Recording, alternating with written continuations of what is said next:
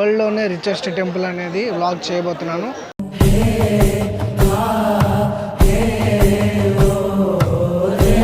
So లోపల స్వామివారి విగ్రహం ఏ విధంగా ఉందో ఒకసారి ఈ వీడియోలో మీకు చూపించే ప్రయత్నం అయితే చేస్తాను నేను.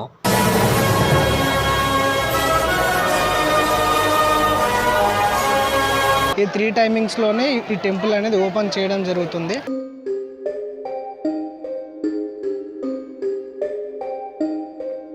పంచమాత్రం కట్టుకొని లోపలికి వెళ్ళి దర్శనం చేసుకొని రావాలి.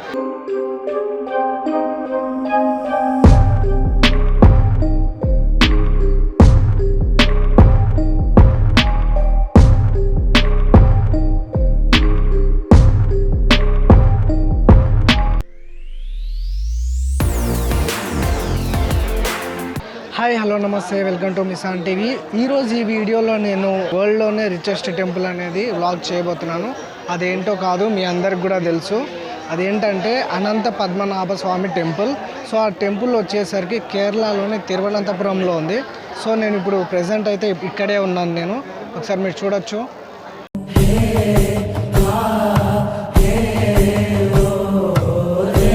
టెంపుల్కి బయలుదేరడానికి వచ్చినప్పుడు దీంట్లో రూల్స్ అనేవి చాలా విన్నాను నేను. అంటే అన్ని టెంపుల్స్లా కాదు, ఇది కొంచెం డిఫరెంట్ అనమాట.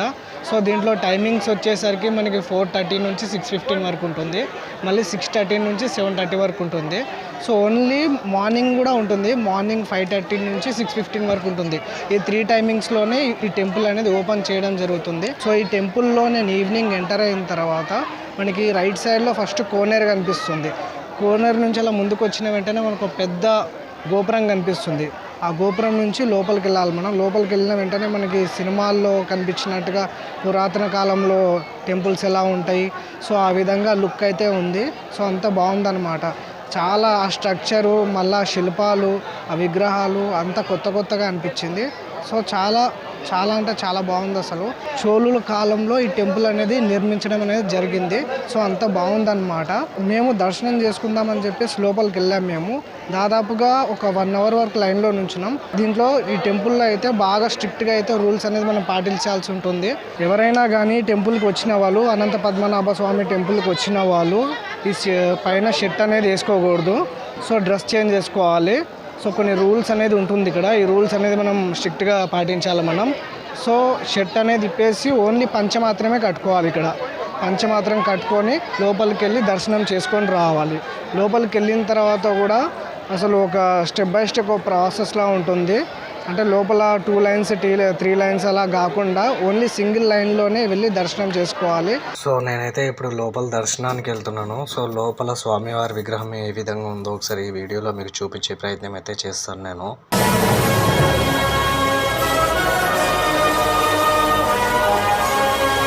నేను దర్శనం చేసుకున్నప్పుడు మాత్రం చాలా క్రౌడ్ ఉన్నారు. 1 అవర్ అయితే గట్టిగా టైం పట్టింది. దర్శనానికి వెళ్ళినప్పుడు లోపలికి వెళ్ళినప్పుడు 3 ద్వారాలు అయితే ఉన్నాయి. సో ఫస్ట్ ద్వారం నుంచి మనకి ఎంటర్ అవుతున్నప్పుడు కాళ్ళు కనిపిస్తాయి. సెకండ్ ద్వారం అంటే మిడిల్ ద్వారం ఏదైతే ఉందో నాభి కనిపిస్తుంది. అనంత పద్మనాభ స్వామిది నాభి కనిపిస్తుంది, అంటే పొట్ట. తర్వాత 3వ ద్వారం నుంచి మనకి తల భాగం అనేది కనిపిస్తుంది. సో ఈ 3 అనేది మనం చూస్తాం, క్లారిటీగా చూస్తాం.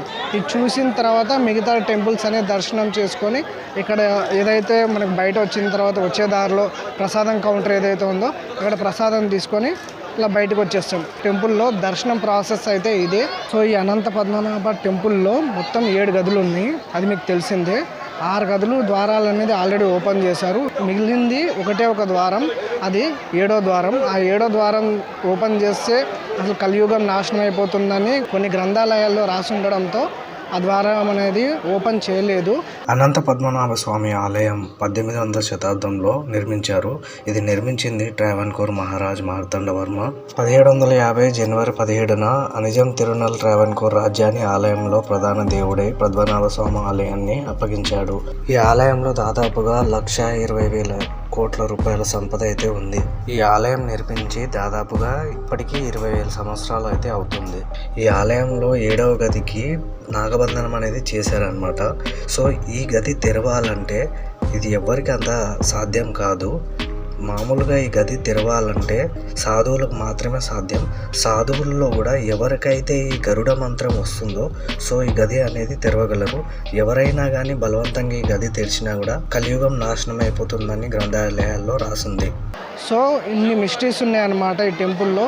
దాదాపుగా అసలు ఈ వరల్డ్ రిచెస్ట్ టెంపుల్ అని ఎందుకు అన్నారో నాకు ఇవాళ అర్థమవుతుంది. ఈ టెంపుల్లో నిజానికి చెప్పాలంటే చాలా సంపద ఉంది.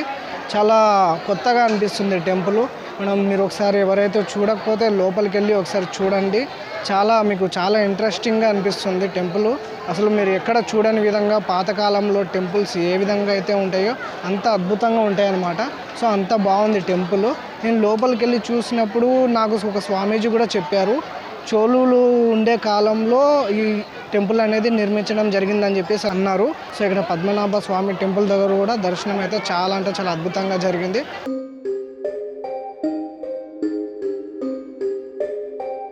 సో ఇక్కడ మనం చూసుకున్నట్టయితే ఇక్కడ కోనేరు కనిపిస్తుంది కదా.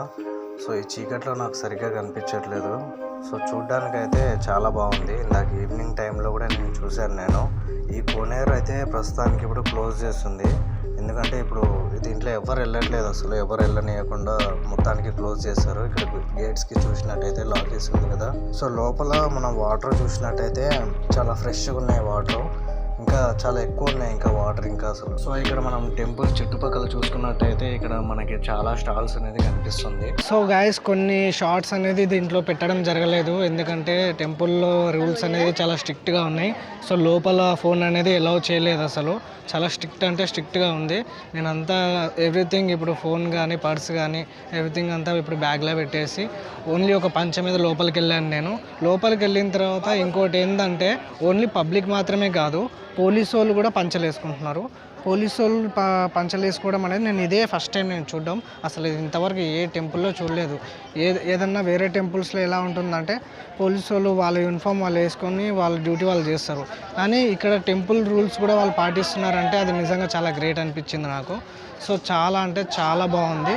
ఇంకోటి ఏంటంటే మనకి ప్రసాదం ఇక్కడ ఏ విధంగా ఉంటుందంటే ఇప్పుడు శబరిమలలో ప్రసాదం ఎలా అయితే ఉంటుందో సో సేమ్ టేస్ట్ అలానే ఉంటుంది ఇక్కడ కూడా ప్రసాదం. సో గైస్ చూశారు కదా, సో టెంపుల్ ఈ విధంగా ఉంది కాబట్టి నేను మ్యాక్సిమం ట్రై చేశాను. సో అందుకనే అట్లీస్ట్ ఇక్కడన్నా నుంచొని మాట్లాడుతున్నాను నేను.